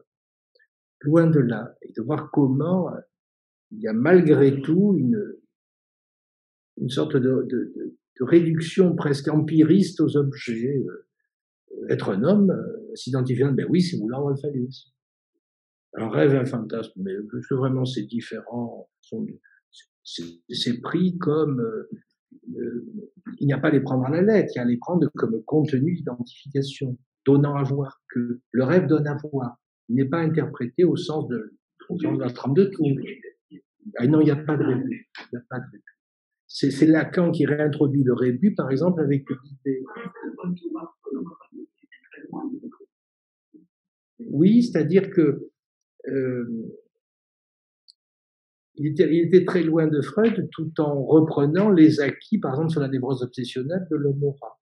Mais la méthode, en quelque sorte, de penser les formations de l'inconscient, du rébut, etc., non, parce qu'il y a quand même ce refus d'avoir, avec les outils de la linguistique, un moyen qu'a eu Lacan de lire chez Freud autre chose qu'une imagerie de hiéroglyphes égyptiennes sans sens. Bon, c'est pas le cas. Mais il y a cette idée très forte. Et au fond, on voit les outils de Lacan dans ce texte. Ça, j'ai souvent répété. Mais c'est vrai parce que je répétais les mêmes textes, que j'ai laissé des parties en dehors. C'est que Lacan répète, au fond, le même outil qui est assez robuste et limité. Le phallus est insignifiant. N'attendez pas, dans les passages que j'ai lus, une théorisation beaucoup plus ample. À d'autres moments, oui. Mais là, il réduit à ça. Et en quelque sorte, il nous montre, si on veut bien se faire près de 70 ans, 75 ans après, le lecteur, comme pouvait l'être à ce moment-là des textes de Bouvet ou des commentaires de Lacan, en fait, c'est de voir que simplement en disant le phallus n'est pas ce que vous croyez, c'est insignifiant, au sens de la linguistique saussurienne, mais il n'a pas de père, etc. Mais il précise un petit peu. Tous les cas peuvent, rien qu'avec cet outil, être complètement démontés. Comme l'a dit, le rêve n'est pas ce que vous croyez, il n'est pas une suite d'images, ce sont condensation et déplacement. Là, c'est pas le cas. C'est même les chaussures rouges, c'est le phallus. C'est pas une clé des songes. Non, mais c'est très net. Et on voit qu'avec un outil, le phallus est insignifiant. On a un outil pour lire tous ces cas de Bouvet. Ce qui est formidable, je trouve. Mais j'insiste, certains pourraient me dire, mais comment? Mais vous répétez chaque fois le signifiant, le phallus c'est le signifiant du désir, la position phallique c'est pas ça, c'est être. Si on se désidentifie, alors le jeu de le phallus circule, c'est avoir ou ne pas avoir, etc. Mais oui, mais c'est ça. Ça lui suffit. C'est une économie de moyens presque. Ça lui suffit pour avoir des outils pour penser les formations de l'inconscient pour penser l'interprétation à nouveau frais. Et de s'attaquer quand même à un costaud de l'époque, Bouvet. Et de produire une critique qu'à la limite dont nous pouvons montrer l'opérativité très vite. Parce que quand une démonstration est extrêmement complexe, c'est difficile ensuite de l'appliquer, il faut beaucoup de temps, et à la fin on se dit oui, mais bon, là c'est très simple. C'est le génie, ça, quand on dit que c'est très simple, c'est que vous avez trouvé le truc. C'est comme la trifonctionnalité chez Dumézil. Il y a des milliers de livres chez Dumézil, des mythes, etc. Vous ne savez pas quoi en faire. Il vous dit, vous avez une trifonctionnalité. Vous prenez 3 trucs, tout s'ordonne. Ça devient plus simple. Après, la complexité arrive. C'est comme Lévi-Strauss aussi. Vous avez des systèmes d'opposition, vous avez des milliers de mythes qui s'ordonnent.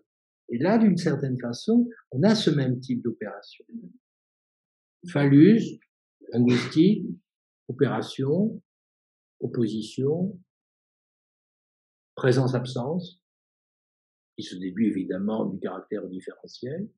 Il a un statut particulier, il n'a pas de pair, donc il a une position de causalité par rapport aux effets de signifiés. C'est peu de choses, hein. C'est la même chose dite 3 fois de façon différente. Et avec ça, vous avez un outil pour démonter les textes de Bouvet. Et les démonter du début jusqu'à la fin.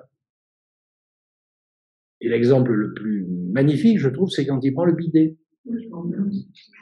Personne n'a vu le bidet, ça fait partie du décor. C'est un trait décoratif dans le rêve. Marqué en plus l'époque. Pas du tout. Non. C'est là où on retrouve, je ne sais pas si tu es d'accord, l'analyse freudienne du rébut, du truc, le chapeau de Napoléon, etc. C'est là. Là, vous avez le phallus présentifié. Exact. Alors on dit, bon, on le voit pas. Ben, évidemment, c'est exactement pour ça qu'on vous dit qu'il est là. Puisque vous avez le voile. Vous avez en creux. C'est là où quand même vous l'avez de façon précise. Donc c'est vraiment la trace. La marque. Ou même quand il prend l'exemple du Christ et la dame qui a l'obsession d'aller marcher sur les crucifix, etc., chaque matin, mais quand même, c'est une drôle de vie d'être obsessionnel. Et il a l'interprétation qui dit non, mais le phallus, c'est pas déjà là. C'est en marchant qu'elle produit en quelque sorte, elle mime l'opération signifiante. Elle produit l'opération qui fait advenir un signifiant. Donc on passe de la verge au phallus, alors que quand même chez Bouvet, le phallus c'est un peu la mentalisation de la verge. C'est presque une mentalisation. C'est le phallus, la verge dans la tête s'appellerait phallus. Voilà, je force pas trop le texte. Et que Lacan, c'est pas du tout ça. Ça change complètement de statut. C'est pas un procès de mentalisation. C'est un effet de la logique signifiante qui produit des effets tout seul. Et la dame le fait advenir tel quel. Donc sa névrose fusionnelle est beaucoup plus intelligente que ce à quoi la réduit Bouvet. Alors probablement il doit arriver à produire des effets de tempérer l'angoisse par sa surprésence. Il faut voir ça. Et là, il disais qu'il était mort jeune. 48 ans. Non, mais il est mort d'une maladie respiratoire.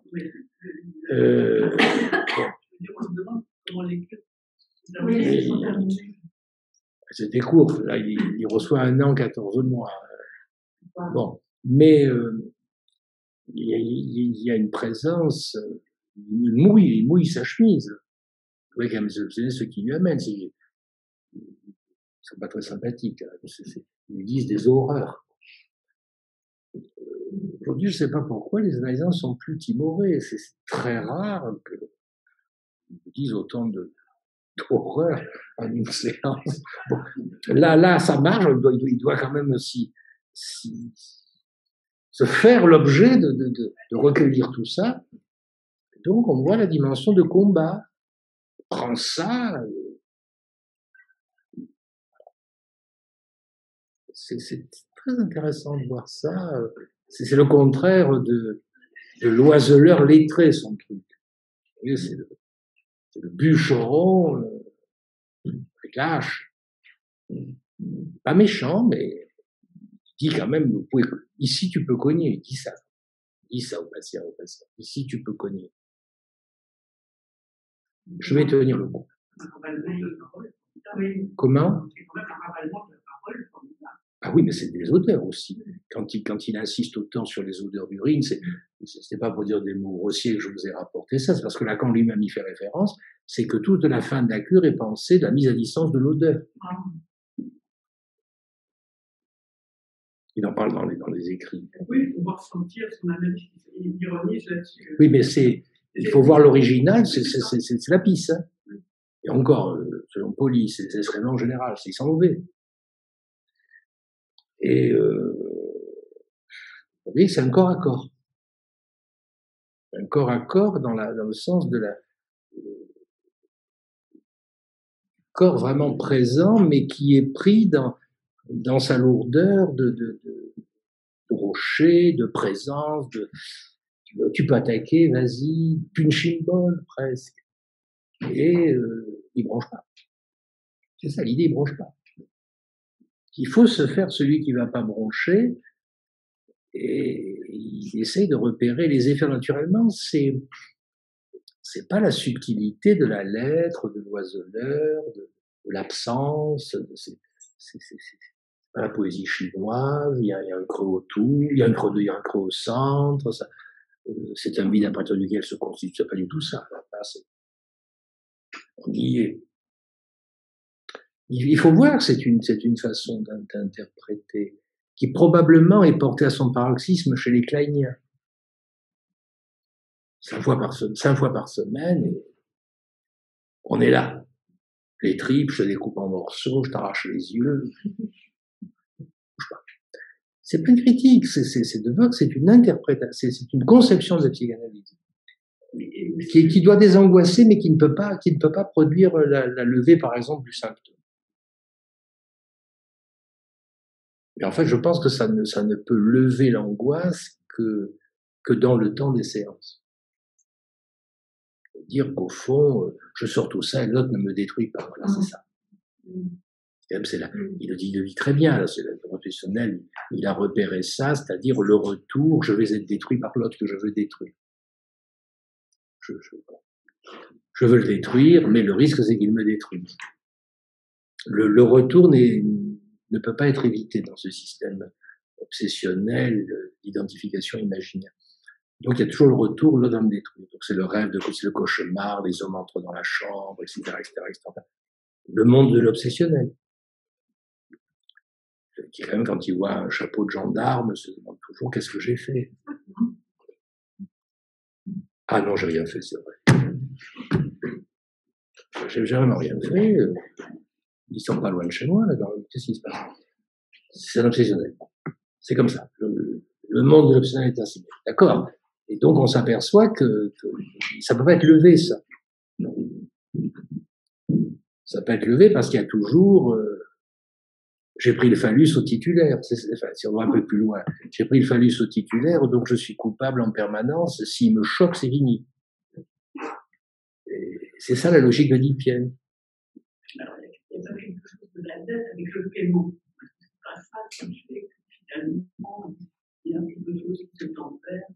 Sûrement, il tamponne et il tempère au niveau de l'angoisse.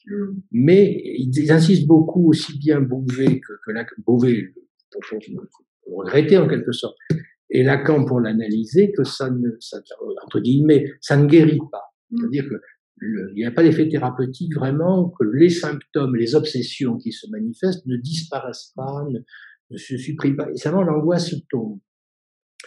Mais je crois que ça ne peut tomber que dans l'épreuve qu'au fond, l'analyste ne lui en met pas une, ça veut dire ça. L'analyste ne le castre pas, dans les termes de Bouvet. Donc ça, ouf, Ça désangoisse chaque fois de se dire, il m'a rien fait, hein, il m'a rien fait.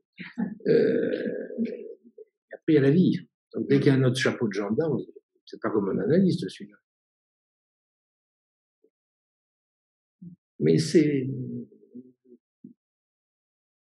le chapeau de gendarme est très présent dans la lettre d'exercice. Bon, bien sûr, ça peut être sophistiqué. On peut leur lancer des cailloux. On peut être gauchiste, mais ça n'empêche pas qu'il y ait un chapeau de gendarme.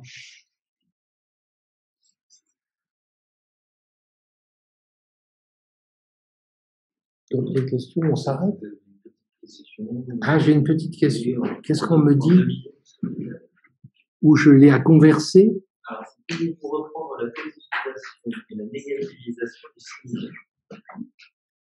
Ah oui, ça c'est plutôt ce que Jacques-Alain Miller reprend de Lacan en utilisant la fin de l'enseignement, c'est qu'on avait l'idée que comme les stoïciens le pensaient, le signifiant est incorporel, c'est-à-dire qu'en quelque sorte il a son autonomie propre. Et puis, ça c'est donc son caractère, le yin qui est une négation incorporelle. Et par contre, on peut dire qu'il s'incorpore lorsque le signifiant percute le corps et affecte le corps, et que c'est là, en quelque sorte, qu'il y a une production de jouissance. Alors, vous l'avez dans les premières pages du séminaire encore dit en d'autres termes, où Lacan développe deux thèses, une qui était notre doxa, notamment pour comprendre les psychoses, et le séminaire 3, à savoir le signifiant fait halte à la jouissance. Ça, c'est notre b.a.-ba. On ne peut pas travailler dans l'hôpital psychiatrique ou dans n'importe quelle clinique hospitalière sans qu'on dise le signifiant fait halte à la jouissance. Autrement, la pratique n'est pas possible. Et Lacan ajoute une deuxième thèse qui paraît extrêmement étonnante. Il dit le signifiant cause la jouissance, qui est la thèse exactement opposée. Ça, c'est très intéressant parce que c'est une théorie de l'affect, théorie ce qu'on appelait la corporisation, qu'on appelait l'événement de corps. Jacques-Alain Miller a développé ça dans ses cours, etc. Et où effectivement, là, c'est le signifiant à la fois mortifie le corps, donc il continue à calmer en quelque sorte la pulsion, la domestique, il la bride et en même temps produit des effets de jouissance qui se localisent, qu'on appelle des plus de jouissance. Donc c'est ce point-là, je le résume de façon presque trop scolaire, et vous seriez en droit de trouver ma réponse trop rapide, mais néanmoins elle est juste. C'est comme ça que ça se construit. Vous trouvez une très belle démonstration dans les 6 paradigmes de la jouissance de Jacques-Alain Miller dans le numéro 44 de la revue de la cause freudienne, et vous verrez qu'il développe cette remarque tirée de Lacan.